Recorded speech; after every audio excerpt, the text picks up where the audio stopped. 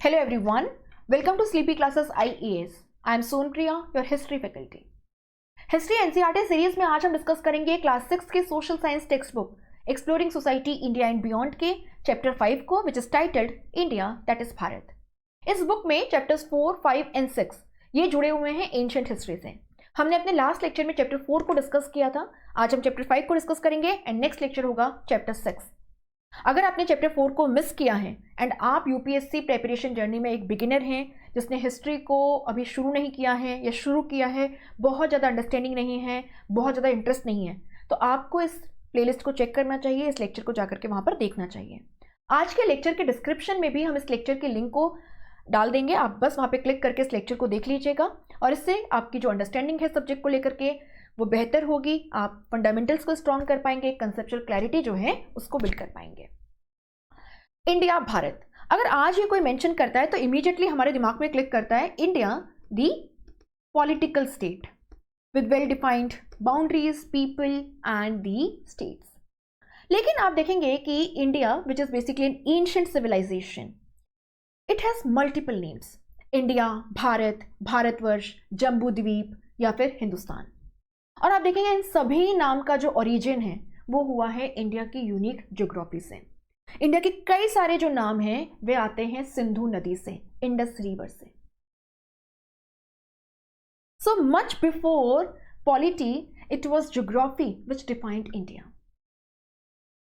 So India was basically conceptualized in the form of its natural boundaries, the rivers, mountains and seas which form this boundary, and because of India's unique geographical position, क्योंकि आप देखेंगे कि it is basically a closed land bounded by the Himalayas and Hindu Kush in the north, the Arabian Sea and Bay of Bengal in the west and the east, and the Indian Ocean in the south.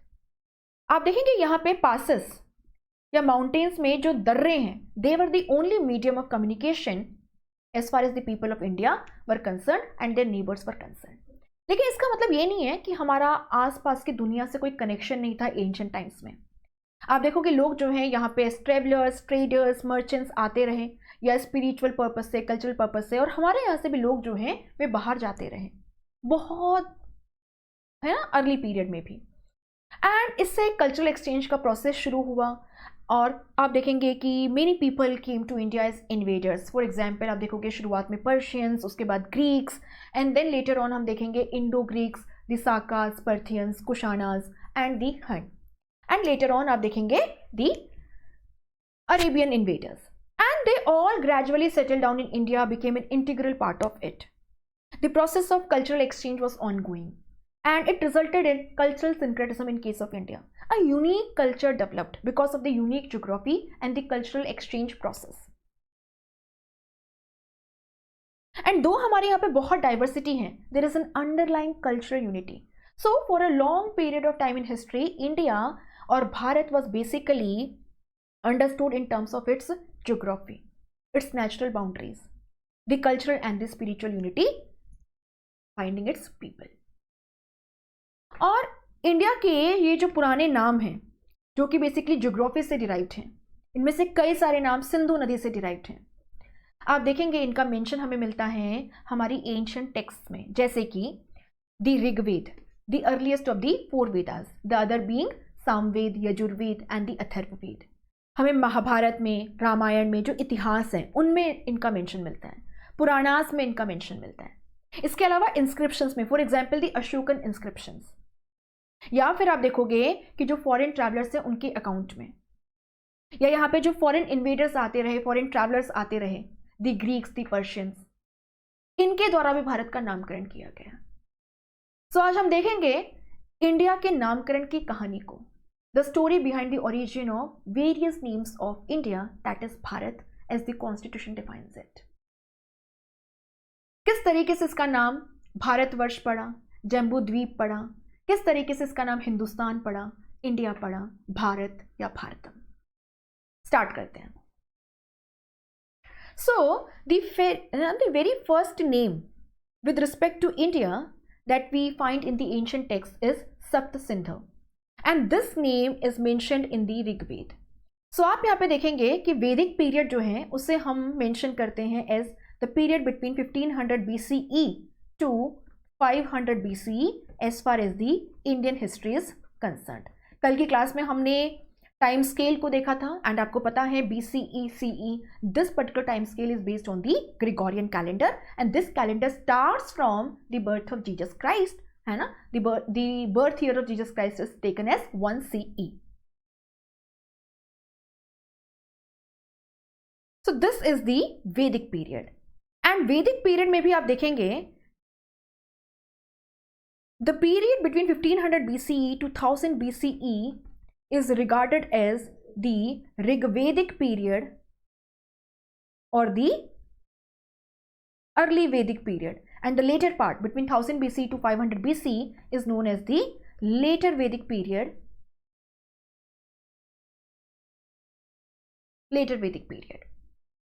And आप देखेंगे कि ये जो early period है, the period between 1500 BCE to 1000 BCE which is named as Rigvedic period after the Rigveda, the first of the 4 Vedas. यहाँ पे Aryans जो हैं they were settled in an geographical area which is known as Sapta Sindh, that is the area drained by the Sindhu, its tributaries and the Saraswati river. Sapta is 7, Sindhava is Sindhu और it is derived from Indus. Sapta Sindh कौन कौन सी नदियां हैं इसमें आप यहाँ पे देखेंगे. यहाँ पे सिंधु या इंडस, वितस्ता या झेलम, आसिकनी या चेनाब, परुष्णी या रावी, विपाशना या ब्यास, सुतुद्री या Sutlej and the Saraswati river, जिसको ऋग्वेद में नदी तरना कहा गया है, the best of the rivers. So basically Sapta Sindhava region is mentioned in the Rigveda, the earliest of the 4 Vedas. This Veda was composed during the period between 1500 to 1000 BCE and it was late, है ना, it was written down much later on, है ना, after this when the art of writing re-emerged. and यहां पर हमें सप्त सिंधव का mention मिलता है. the area drained by the Sindhu, its tributaries and the Saraswati river. यानी सप्त सिंधव basically refers to the northwestern region of India drained by these rivers. It does not refer to the entire Indian subcontinent. इसको आपको ध्यान रखना है. And Aryans, है ना, the early Vedic people were settled in this area initially as mentioned in the Rig Veda. Now, Mahabharat में हमें 2 नाम देखने के लिए मिलते हैं. एक भारतवर्ष, द लैंड और the country of the Bharatas और भरताज, एंड इसके अलावा एक और नाम हमें यहां पर देखने के लिए मिलता है Jambu Dwip, the land of the jamun tree which is basically native to India, और the land of the Malabar plum tree. And ध्यान रहे आपको this is native to Indian subcontinent. 2 नाम को आप देखेंगे. इनफैक्ट जम्बू द्वीप नाम जो है ये हमें अशोकन इंस्क्रिप्शंस में भी देखने के लिए मिलता है विद रेफरेंस टू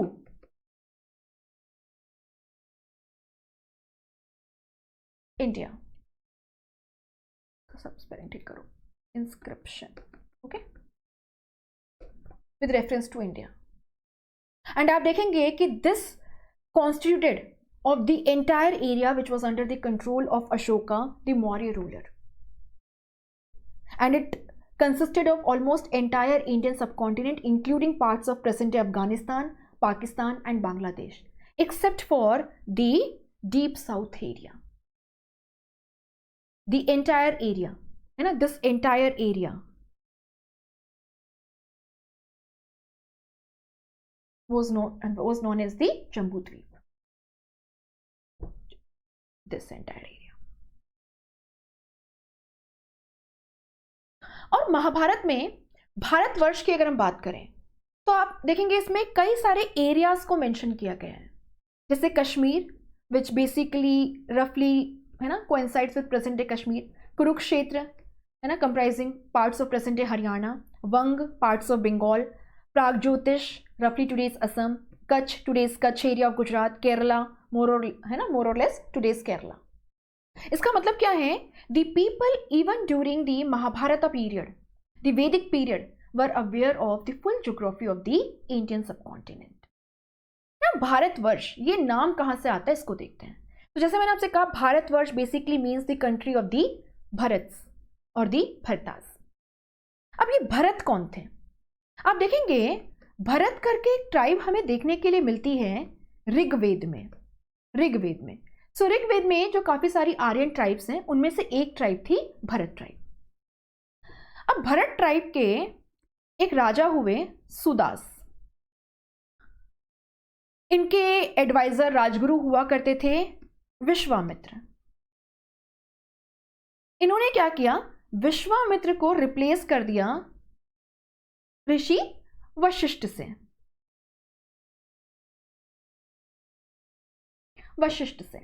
अब विश्वामित्र गुस्सा हो गए और वो चले गए ऑपोजिट जो ट्राइब्स हैं उनके पास। अब यहां पे भरतास जो हैं है ना, who were led by Sudasa the chief, इनके अगेंस्ट हो गए 10 ट्राइब्स, जिनमें से एक ट्राइब थी पुरु। और इनके बीच में हुई एक लड़ाई on the banks of the Parushni river और the Ravi nadi. This is known as the battle of the 10 kings, the battle of the 10 kings. And इस लड़ाई में the Bharatas defeated the 10 tribes consisting of 5 major tribes and 5 minor tribes। और इस तरीके से Sudas and Bharat ये जो ट्राइब है इट emerged victorious। अब इनमें से ये जो पुरु ट्राइब है इसके साथ में भरतास ने हाथ मिलाया और यहां से हुआ कुरु वंश का जन्म, जिससे आते हैं पांडव एंड कौरव, जिनके बीच में हमें देखने के लिए मिलता है महाभारत का युद्ध। अब आप यहां पे देखेंगे because Bharat this was the winning tribe in the battle of 10 Kings, ये काफी पॉपुलर हो गए एंड यहां से नाम आया भारतवर्ष। आगे चल के ये नाम जो है ये कई सारे इंडिविजुअल्स ने लिया, कई सारे रूलर्स ने लिया, बट कहा जाता है कि भारतवर्ष द लैंड और द कंट्री ऑफ द भरतास और भरत्स, ये कहां से आता है? ये आता है भरत ट्राइब से। भरत ट्राइब आपको ऋग्वेद के 7th मंडल में देखने के लिए मिलेगी,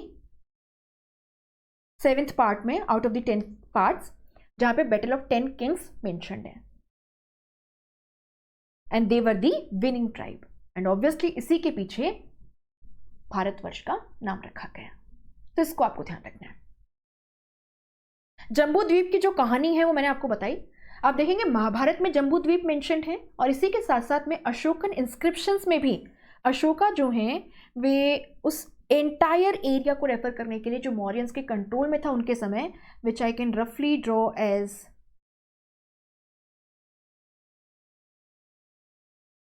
दिस एरिया, टर्म यूज करते हैं जम्बू द्वीप।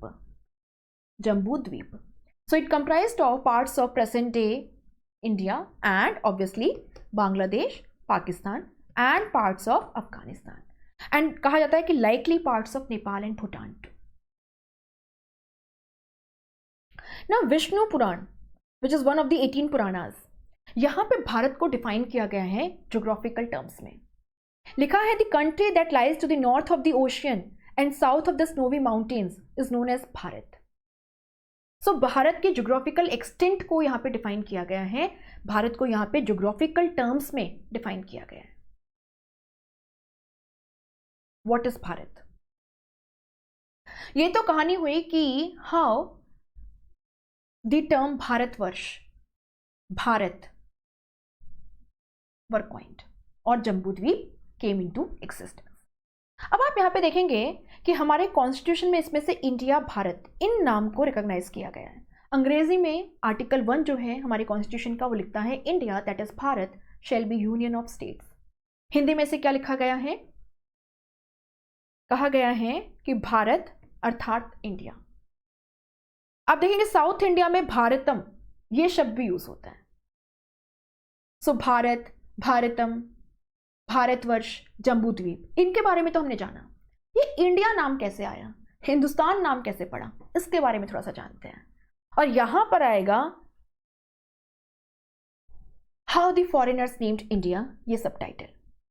सो आप यहां पे देखेंगे कि कुछ 535 BCE की बात है। टाइम स्केल पे थोड़ा सा प्लॉट कर लेते हैं। 1500 BCE से 1000 BCE, this is the Rigvedic period. क्योंकि इस पीरियड के बारे में हमारी इंफॉर्मेशन जो है वो ऋग्वेद से आती है, the first of the 4 Vedas, the earliest of the 4 Vedas. And 1000 BCE से लेकर के 500 BCE, इस पीरियड की अगर हम बात करें तो इसे हम कहते हैं लेटर वैदिक पीरियड। एंड इस दौरान सामवेद, यजुर्वेद, अथर्ववेद, ये जो लेटर वेदास हैं, इन्हें कंपोज किया गया। अब यहां पर हम बात कर रहे हैं 535 BCE की, राइट। आप देखेंगे कि 535 BCE की बात है एंड उसके बाद 516 BCE में वापस से नॉर्थ वेस्ट से पर्शियंस का अटैक हुआ एंड हमारे नॉर्थ वेस्ट में जो एरिया है पंजाब का, सिंध का and the Gandhara region in the north west, यहां पर आप देखेंगे कि 516 BCE तक पर्शियंस का कंट्रोल एस्टेब्लिश हो गया। अब यहां पर पर्शियंस जो हैं वे एस को एच प्रोनाउंस करते हैं, तो सिंधु से नाम आया हिंदू। तो आपको ध्यान रखना है कि एंशियंट पर्शियन में ये जो हिंदू टर्म है, this was purely geographical, it had nothing to do with religion at this point in time, this was Hindu. So Sindhu से आया Hindu, the people who live in the area in and around the Sindhu और the Indus river. Sindhu Sanskrit शब्द है, सिंधु के आसपास रहने वाले लोगों को पर्शियंस ने हिंदू पुकारा क्योंकि वो एस प्रोनाउंस नहीं कर पाते, एच बोलते हैं उसको। सरस्वती को हरकवती बोलेंगे। So Hindu at this point in time in the ancient Persian literature और the text was basically a geographical term. It had nothing to do with the Hindu religion. इसको आपको ध्यान रखना है। एंड आप देखेंगे इस हिंदू टर्म से ही आगे चल करके एंशिएंट पीरियड में हिंदुस्तान शब्द आया, जिसको सबसे पहले पर्शियन टेक्स्ट जो हैं या पर्शियन सोर्सेस जो हैं उनमें मेंशन किया गया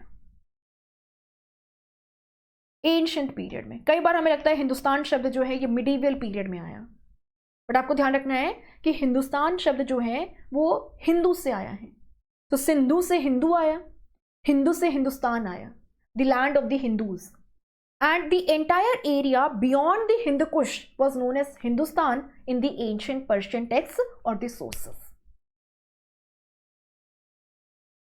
अब आप यहां पर क्या देखेंगे, आप यहां पे देखेंगे कि इसके बाद हम देखते हैं 326-325 BCE की बात है। Alexander third, the ruler of Macedonia, उसका इन्वेजन हमें देखने के लिए मिलता है। और आप देखोगे कि जो ग्रीक्स हैं मैसेडोनिया से शुरू करते हुए आगे बढ़ते गए, पूरे मिडिल ईस्ट को ऑक्यूपाई करके आप देखेंगे हमारे ब्यास तक पहुंच गए। And this entire area came under the control of the Greeks. Ancient Greek में एच लेटर एग्जिस्ट नहीं करता था, तो उन्होंने क्या किया, हिंदू से एच को ड्रॉप कर दिया and now Sindhu, Hindu, this became what, Indoi और इंडिके इन द ग्रीक। आगे चल के आप देखेंगे इसी ग्रीक वर्ड से लैटिन भाषा में नाम आया इंडिया, जिसको हमने अडॉप्ट कर लिया। इसको आपको ध्यान रखना है। सो किस तरीके से इंडिया का नाम हिंदुस्तान पड़ा, किस तरीके से इंडिया का नाम इंडिया पड़ा। ना इसके अलावा आप देखेंगे कि चाइनीज ट्रेवलर्स जो हैं, स्पेशली बुद्धिस्ट ट्रेवलर्स, वे एंशिएंट इंडिया में आते रहे। India is basically the land of Buddhism, है ना, it is the homeland of Buddhism and the Chinese used to regard India highly. यहां पर आपको एक नाम देखने के लिए मिलेगा यिंडू, इंडिया के लिए। अब देखो, सिंधु से आया हिंदू, हिंदू से आया इंदु, इंडस, या आप क्या देखोगे इंडोई या इंडिके, एंड ये जो इंदू है इसी से आके चल के चाइनीज में आया यिंडू। सो ये जो टर्म यिंडू है for the people in the area of the Sindh और the area beyond the Sindh, this is derived from Sindhu और the Indus river only. Chinese ancient sources जो हैं वो इंडिया को तियानजू भी कहते हैं। अब कुछ सोर्सेस का कहना है कि तियानजू जो है ये सिंधु से ही आया है, बट इसका एक और मीनिंग है चाइनीज में हेवनली मास्टर। तो हो सकता है तियानजू नाम जो है वो हेवनली मास्टर इस तरीके से इंडिया को डिस्क्राइब करते हैं।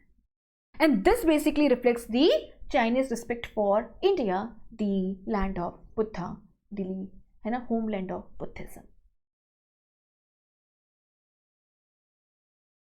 सो ये है इंडिया के अलग अलग नामों की कहानी, और आप देखेंगे कि they are associated more with the geography of India, the natural boundaries of India, the rivers which form its boundaries, है ना, the mountains which form its boundaries, the unique culture और the cultural unity of India। यहाँ से यहाँ पे आप देख सकते हैं हुवेनसेंग, the Chinese traveler who visited India in the 7th century CE and stayed in India for almost 17 years. He visited Nalanda and आप देखेंगे हर्षवर्धन करके एक रूलर के बारे में आप पढ़ेंगे आगे चल के, अगर आप बिगिनर हैं तो। इनके समय ये भारत आए। ये चालुक्यस ऑफ बादामी के यहाँ पे भी गए जो दक्कन में इस समय रूलर थे। ये पल्लवास के यहाँ पर भी पहुंचे जहाँ पे Narasimha Varman first was the ruler. And ये भी हमें इंडिया के बारे में काफ़ी कुछ बताते हैं, इंडियन सोसाइटी के बारे में, कल्चर के बारे में।